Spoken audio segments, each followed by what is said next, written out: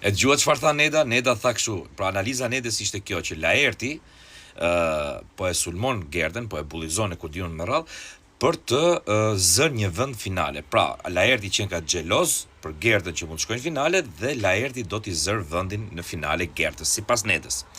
Tani ne e dim gjithë, unë s'kam në një respekt për Laertin si lojtar, nuk më pëlqen si lojtar, me thënë drejtën, por ne e dim gjithë që Laerti do shkojnë në finale. Këtë e di edhe Neda vetë. Mirë po, pse e bën Neda këtë sulm ndaj Laertit, ndaj Rozanës, në favor të Gerdës? Sepse sot Gerda nuk po dinte se ç'po thoshte, nuk po dinte të mbroheshe, nuk kishte asnjë argument për të mbrojtur. Dhe ju desh ndihma, thirri ndihmën, thiri nevojën, si i themi ne, thiri Nedën dhe Neda u ngrit në këmbë me agresivitet, me zë të ngritur, e skuqur, me një vetë mohim papam, për të mbrojtur Gerdën, për ta faktorizuar Gerdën. Pra, për atë që Neda kritikoi Laertin, në fakt po e bën Neda për Gerdën. Po tenton ta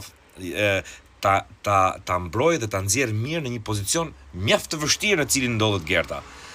Mirë po, nga njerë duhet bëjsh kujdes, sepse duke dash të mbrosh dikë, ti hapësh gropën dikujt tjetër, ka rrezik bini të dyja brenda. Dhe Neda, në këtë moment, jo vetëm që del vetë keq, po qet keq edhe Gerdën. Edhe Gerdën të cilën ajo ishte nisur që ta mbronte dhe ta nxjerrte mirë. Keq më vjen, shiko, edhe Gerda është në finale, patjetër, nuk ka pse ta bëj gjithë këtë luftë Neda për Gerdën.